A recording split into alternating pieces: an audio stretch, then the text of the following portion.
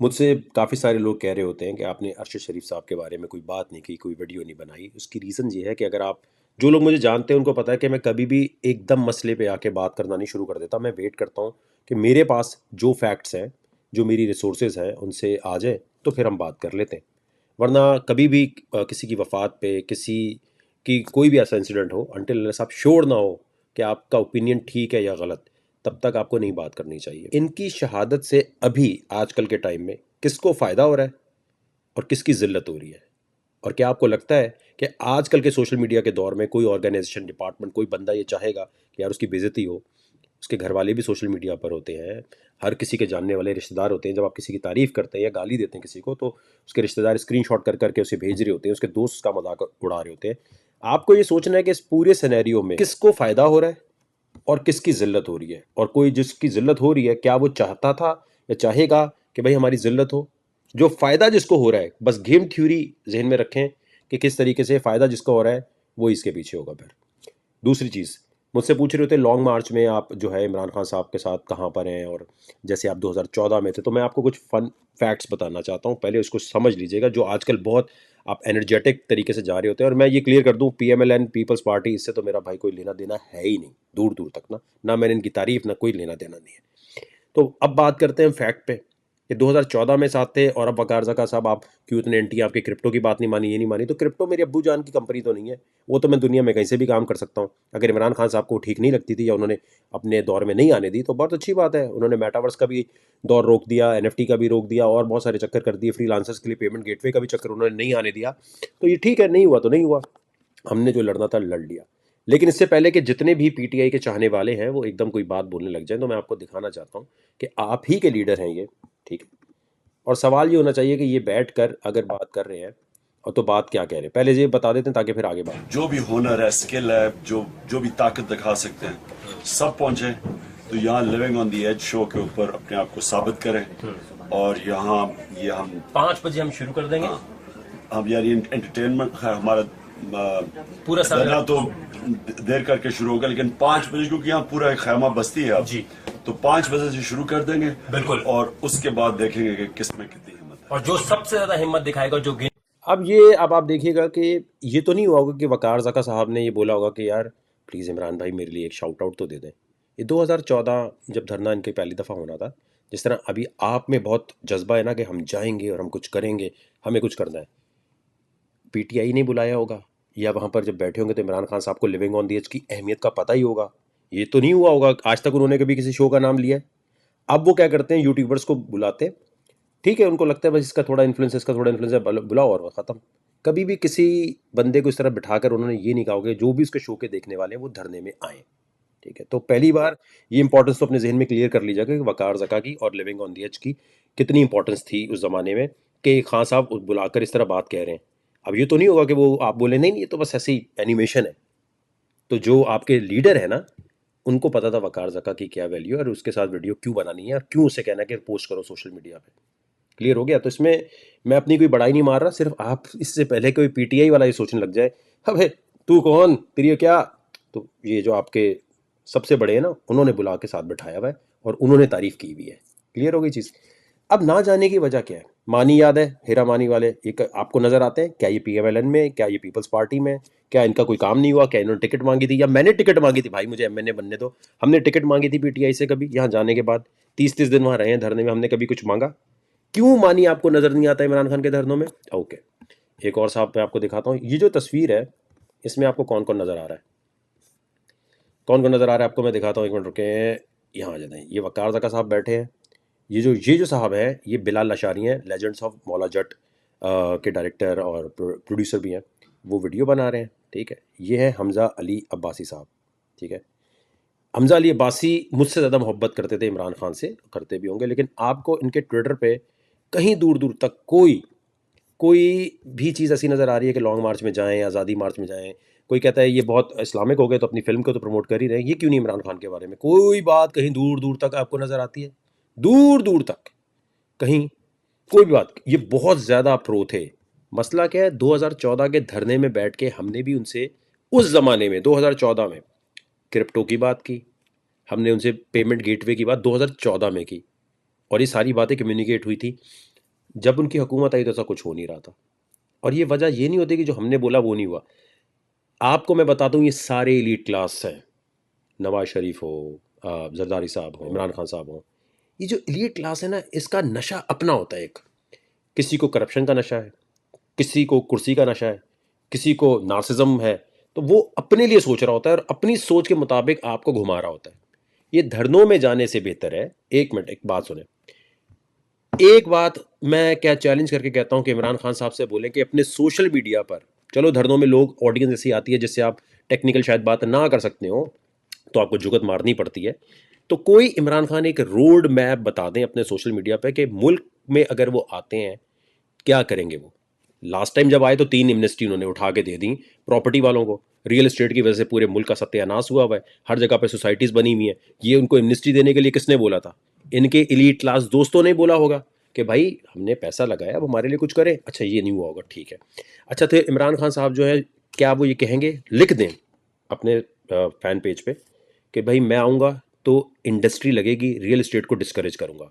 क्या real estate के mafia से लड़ सकते हैं? क्योंकि पाकिस्तान में नॉन प्रोडक्टिव काम जो है वो रियल एस्टेट की वजह से सारी कौम सुस्त होती जा रही है। एक फाइल खरीदती है, बैठी रहती है, किराया आता है, आराम से बैठी रहती है। कौम काम करना चाहती है, लेकिन पॉलिसीज ऐसी होनी चाहिए ना कि वन विंडो ऑपरेशन हो, इंडस्ट्री लगाने के लिए हो, जूता बनाओ, कपड़े बनाओ, कोई भी चीज़ यहाँ बनाना है, यहाँ बनाने की तरफ क्या वो कोई ऐसी पॉलिसी लाएंगे? वो लिख दें अपने पेज पे, मैं गारंटी से कहता हूँ नहीं लाएंगे, नहीं लाएंगे। आप उनसे पूछें क्या ख़वातीन, स्पेशली ये सवाल होना चाहिए, क्या ख़वातीन को वो घरों से काम करने की इजाज़त देंगे? अगर जिन घरों में पर्दे का है, क्या वो इंटरनेट ऐसा प्रोवाइड कर देंगे कि यार इंटरनेट ही इतना पहुंचा दो कि ख़वातीन घर से बैठ के काम करने लग जाए? ख़वातीन जब तक कंट्रीब्यूट नहीं करेंगी इकोनॉमी में, कैसे तरक्की होगी भाई? कैसे तरक्की हो सकती है? मेरा पॉइंट ये है, ये जब आएंगे तो किस तरीके से मुल्क को ठीक करेंगे, उसका एक रोड मैप नहीं मांगना चाहिए इनसे? स्टार्टअप भी एक नॉर्मल शुरू होता है तो वो एक प्रेजेंटेशन देता है, भाई मैं ये करूंगा, ये करूंगा, ये करूंगा, ये करूंगा। ये क्या करेंगे? याद रखें एक बात, जिंदगी में अगर मैं आपके पास आता हूं, यार मुझे बॉलिंग करानी है, मैं सादिक और अमीन हूं, आप कहेंगे वकार बहुत सादिक और अमीन है यार, ईमानदार आदमी है, दे दो बॉलिंग इसे। एक बॉल कराई, wide, no ball, wide, no ball, छक्का, रन बने ठीक ठाक। मैं दोबारा आता हूं, यार मैं सादिक और अमीन हूं, क्या मुझे आप बॉलिंग देंगे? याद रखें, सादिक और अमीन होना और ये कहना कि मेरा तो कोई बिजनेस ही नहीं है, तो यही तो मसला है। आपने कभी बिजनेस किया ही नहीं है तो आपको बिजनेस की वो चीजें समझ भी नहीं आएंगी। कैसे समझ आएंगी आपको? मेरे भाई, वो पुराने 2014 के लोग, जितने हम लोग थे, हम क्यों धरनों में नजर नहीं आते? क्योंकि धरनों में सत्यानाश होता है, एलीट क्लास ऊपर खड़ी होती है, एसी में होती है, नीचे गरीब आवाम कचरे की तरफ बिसरी होती है। शुरू 1947 से लेके आज तक हर बंदे ने आकर इस आवाम को, लोअर मिडिल क्लास को, आपने इसी तरह सड़कों पे लाके बड़ा खुश किया और आवाम भी बड़ी खुश होती है। कुछ करने को नहीं, चलो धरने में चलते हैं।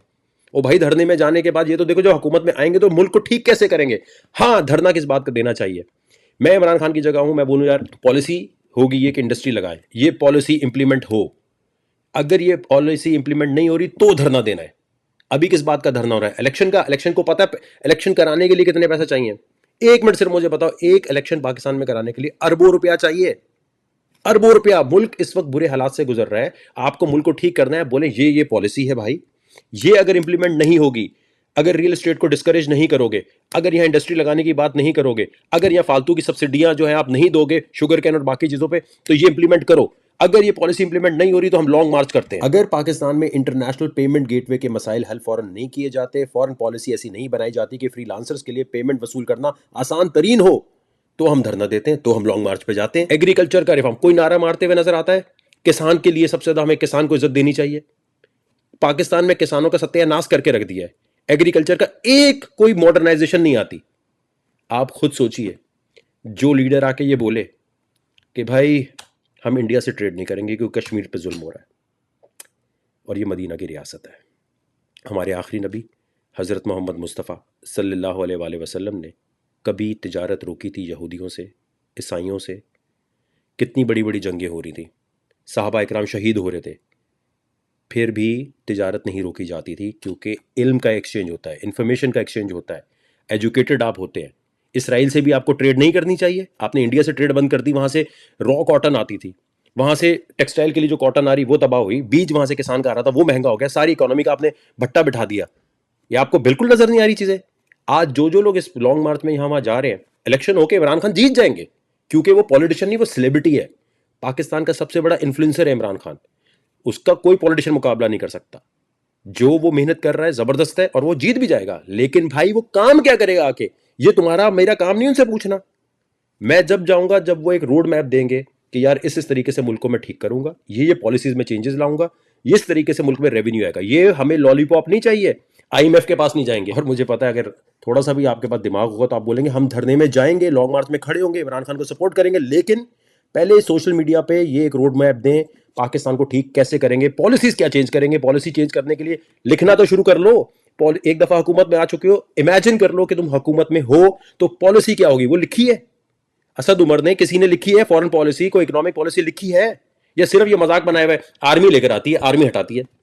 ओ भाई पहले बोलते हो आर्मी ठीक है, फिर बोलते हो आर्मी ठीक नहीं है। और ये सिंपैथी वोट आपके सामने ले रहे होते हैं ना, देखें आजम सवाती साहब के साथ क्या हुआ, शहबाज गिल के साथ क्या हुआ, ये आर्मी करती है। एक मिनट भाई, हुकूमतें वक्त ही कर रही होती है, बादशाह सलामत जो बैठे होते हैं वही बोल रहे होते हैं। मैं आपको इसकी एग्जाम्पल देता हूँ, मैं विक्टिम हूँ इस चीज़ का। इमरान खान के बारे में ट्वीट करता था कुछ भी, मेरे पास फ़ोन आता था कि इमरान खान के बारे में ट्वीट ना करो। मैं आपको बताता हूँ, पहली दफ़ा पबजी जब बैन हो रहा था तो पबजी किसने बंद करवाया था? आपके ख्याल में क्या पीटीए ने बंद कर दिया था? खुद ही सोचा कि बंद कर दो इसको। इसलिए बंद हुआ था कि जीनत बीबी हैं एमपीए पीटीआई की, गूगल कर लीजिए। उन्होंने रेजोल्यूशन दी थी कि इलेक्ट्रॉनिक स्पोर्ट्स, सिर्फ पबजी नहीं, ये सब फजूल होता है, इनको बैन होना चाहिए, बच्चों का टाइम ज़ाया होता है। और ये इसलिए हो रहा था कि इमरान खान साहब को ये चीज़ें ठीक नहीं लगती। अब उनसे पूछेंगे, बोले हमें पता ही नहीं है, पता नहीं क्यों कर दिया। अच्छा पार्टी में कुछ भी हो रहा था, कुछ भी नहीं पता, ठीक है। इलेक्ट्रॉनिक स्पोर्ट्स जो है, अगर उन दिनों में हम नहीं लड़ते, अदालत नहीं जाते और पबजी इस तरह बंद हो जाता, कितने लोगों का रोज़गार ख़राब होता, कितने लोगों को जो बाकी इलेक्ट्रॉनिक स्पोर्ट्स है उसको भी बैन करवाने जा रहे थे। आपको नहीं लगता क्रिकेट के साथ साथ इलेक्ट्रॉनिक स्पोर्ट्स को भी ज़्यादा प्रमोट करना चाहिए कि जो बच्चे, हर कोई तो भाई स्पोर्ट्स नहीं खेलना चाहता ना, क्रिकेट में हर कोई तो नहीं पहुंच सकता, यहाँ तो घर बैठ के वो कर सकता है। अगर वहाँ से वो वर्ल्ड कप खेलने जाता है इलेक्ट्रॉनिक स्पोर्ट्स का, तो वो रेवेन्यू ही लेकर आएगा ना, वहाँ से जो पैसे जीतेगा उस पर ईद मुबारक तो नहीं लिखा होगा। तो जितने भी लोग हैं इनको चाहिए था इलेक्ट्रॉनिक स्पोर्ट्स को प्रमोट करें, बैन कर दिया। जब लड़ने के लिए खड़े हुए हमारे पास फ़ोन आता था, नहीं यार पबजी के लिए नहीं बोलो, ये हो जाएगा वो हो जाएगा। और मैं बता, मेरे पर एफआईआर कटी है भाई, क्यों स्टेट के अगेंस्ट क्यों बोलते हो भाई, स्टेट के अगेंस्ट क्यों बोला? तो किसके खिलाफ बोल रहा था? इमरान खान से अगेंस्ट मैं बोल रहा था कि भाई पबजी बैन नहीं होगा। पेमेंट गेटवे के लिए क्यों नहीं काम हो रहा? यहाँ पर क्यों आप नॉन प्रोडक्टिव चीजों पर, जब एमनेस्टी स्कीम दी है प्रॉपर्टी पे, मैंने कहा भाई क्या मजाक है यार, प्रॉपर्टी पे किस बात की एमनेस्टी स्कीम है? लोगों को फैसिलिटेट करें इंडस्ट्री लगाने की तरफ, आप दूसरी तरफ लेके जा रहे हैं ताकि वो सुस्तुल वजूद हो जाए, किराए के ऊपर सारी जिंदगी जीते रहें। जब ये क्रिप्टो के ऊपर ज्यादा बात बढ़ी तो मेरे ऊपर हुआ था ये सब कुछ, मेरे साथ भी इसी तरह ही हो रहा था। वो तो हुकूमत इनकी एक तरफ हो गई ना, वरना मैं भी इस तरह लटका हुआ था। तो ये मत सोचा करो ये आर्मी, ये वीगो डाले इनके हैं पॉलिटिशियंस के, ये वीगो डाले ये भेजते हैं, ये हैं वो लोग जो आपको कहते जाओ इसको पकड़ो, जाओ इसको लटकाओ। क्यों बोला बादशाह सलामत के बारे में? इतना सा क्रिटिसिज्म बर्दाश्त नहीं कर सकते, चाहे इमरान खान साहब हो, चाहे ये शहबाज शरीफ साहब हो। असल में अवाम का मसला है कि हम फैन बन जाते हैं। फैन बनने का शौक है, शख्सियत परस्तिश का शौक है हमें। कभी अल्ताफ हुसैन साहब के पीछे भाग रहे हैं तो बस जो ये बोल रहे हैं वो करना है, भुट्टो साहब के पीछे भाग रहे हैं बस जो ये बोल रहे हैं करना है। अब इमरान खान जो ये बोलेगा भाई बस वही करना है भाई। फैक्ट एंड फिगर कुछ नहीं चेक करोगे। मैं गारंटी के साथ कहता हूँ, ये फ़ौज की जो लॉलीपॉप हमें देते हैं ना कि फ़ौज हटाती है, फ़ौज ये करती है, वो भाई इनको पूरा पूरा मौका दिया जाता है, आओ कुछ करो। जब ये नहीं कर पाते, इनकॉम्पिटेंसी के लेवल पार कर देते हैं अपनी करप्शन की वजह से या नार्सिज्म की वजह से, तो फिर फ़ौज आती है, कहती है भाई क्या कर रहे हो, क्या सत्यानाश करोगे मुल्क का, पूरा ही बट्टा बिठा दोगे क्या? आप मुझे एक बात बताएं, अगर स्टेट को, फौज को, किसी को हटाना हो, आपको लगता है इतनी बड़ी बड़ी गेमें होंगी? मिनट में एक तरफ कर दें। ये सारे वो लोग हैं जो अपनी गलतियों की वजह से मुल्क का सत्यानाश करते हैं। इमरान खान साहब के एग्जाम्पल ले लें आप, सत्यानाश कर दिया पूरे पाकिस्तान का। अगर ये भी नहीं हटते तो इनके साथ आवाम कभी खड़ी होती? इतनी गालियां पड़ रही थी पीटीआई को, इतनी गालियां इमरान खान को पड़ रही थी, ये हुकूमत से निकले, अल्लाह का इन पे बड़ी रहमत हुई है। ये जो आ गए ना धरनों में, सिंपैथी वोट मिल गया कि हाँ जी इनके साथ जुल्म हुआ है। बहुत सारे जो ड्रामे इन्होंने किए ना, अमेरिका ने किया, आर्मी ने किया, सारे ड्रामों में इनकी बचत हो गई, वरना इतनी गालियां बढ़ रही थी। तो शुक्र अदा कर रहे, शुक्र है यार इस तरह हुकूमत निकल के अब इधर से आप लोग सिर्फ ये सोचते हैं, आपके दिमाग में ना बार बार ड्रिल कर दिया गया है, क्योंकि फौज बार बार प्रेस कॉन्फ्रेंस नहीं करती, फौज हर वक्त आके बैठती नहीं है टीवी शोज में, हर वक्त ये पॉलिटिशियन बैठे होते हैं, तो आपके जहन में बिठा दिया गया है यार ये तो इन्हीं का चक्कर है, सारी गेम इन्हीं की है भाई। आप थोड़ा सा अपने फेवरेट पॉलिटिशियन से पूछो, ठीक है अगर फौज ही सब कुछ करती है, फौज ही सब कुछ कर रही है, तो ये लॉन्ग मार्च क्यों कर रहा है भाई? तू कल को तू आएगा तो हुकूमत में बैठेगा, फिर तू भी बोलेगा कि हाँ यार ये तो फौज ने मेरे साथ ज्यादती कर दी, वरना मैं मुल्क ठीक कर देता। भाई अगर तुम डिसीजन ले सकते हो तो डिसीजन लोगे क्या? 1 2 3 पॉलिसी के बताओ ना पॉइंट्स, पूछना शुरू करें आपसे। मैं गारंटी से कहता हूं पेमेंट गेटवे तो दूर की बात, किसानों के हक में कुछ करने या मॉडर्नाइज करने तो दूर की बात, ये कोई ऐसा चक्कर नहीं होने वाला। इन्होंने आके अपने नार्सिज्म पे अपने लोगों को नवाजने और नवाजने का हर एक का अपना। और याद रखें पाकिस्तान की अगर आप थोड़ी सी भी केयर करते हैं ना तो आप अपने फेवरेट लीडर से बोलेंगे, चाहे वो जरदारी साहब हैं, इमरान खान साहब हैं, कोई भी है। आपने कहना है हमें एक रोड मैप दिखा दें, क्या आप किसानों के लिए क्या करेंगे, आप पॉलिसी में क्या चेंज लाएंगे, आप इंडस्ट्री के लिए क्या काम करेंगे, क्या आप रियल एस्टेट को डिस्करेज करेंगे या आप सोसाइटीज़ बनाने देंगे। ये सवाल अगर आप नहीं करेंगे तो फिर बिल्कुल आप ब्लाइंडली हर एक को फॉलो कर रहे हैं, और ब्लाइंडली फॉलो करने वाली कौम कभी तरक्की नहीं कर सकती। और मैं आपको एक जाते जाते एक छोटी सी और बात बताता हूँ। ये क्या लिखा है? इल्यूमिनाटी। आपने क्या करना है, अपने ब्राउज़र में जाना है, लिखना है वहाँ www डॉट, उल्टा लिखना है यानी ITANIMULL, ये आपने लिखना है, ठीक है। इस स्पेलिंग को उल्टा लिखना है, www डॉट इल्यूमिनाटी को उल्टा लिख के .com लिखना है। और आपके जहन में आएगा अरे वो तो डोमेन कोई भी लेकर आउट करा सकता है, ये कौन सी बात है, वो तो मैं नादरा की वेबसाइट पे वकार जका को .com कर करा दूँ। ये नहीं, जब वेबसाइट सामने आए तो ज़रा गौर से सोचना है कहानी क्या है और इस कहानी पे आज से पहले किसी ने बात क्यों नहीं की।